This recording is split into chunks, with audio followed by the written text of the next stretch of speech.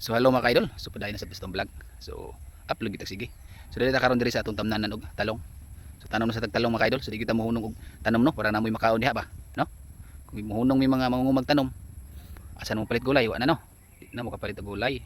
So pasalamatan gyud inyo kanunay mga kaidol. Kay naa sila kanunay nagsuporta sa inyo ha og mga gulay kung sa pa diha ilang mga abot. So makapalit gyud gihapon mo, no? So muna diha kung ikaw magtan-aw, dili ka mangunguma. Mupalit kay kag mga gulay urong sa paliton sa ilaha ay parabig barata. Ikaw barato kay ka mamalit. Ay lagi barata kay kapoy bubay na kay manguma. So luoy pud tanan kamos manguma. Kay pila pa nakabuan sila usa makaani. No naa.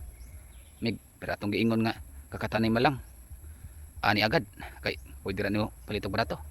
Pero no naa pa usa nga duha nga tulo ka buwan usa na sila makaharvest depende sa itanom.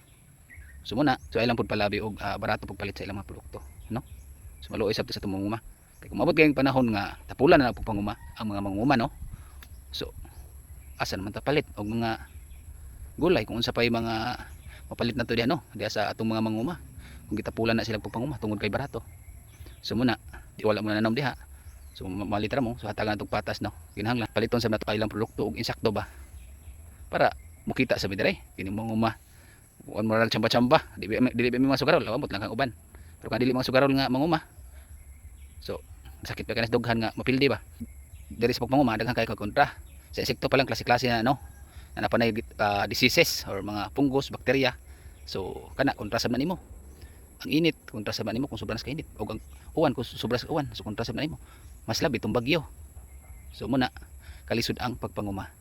So pasalamat gyud ninyo no ang usak farmers o mangunguma no. Kanunay silang hatag og pagkaon sa inyo ha, no? So mo to, daghang salamat og bye bye.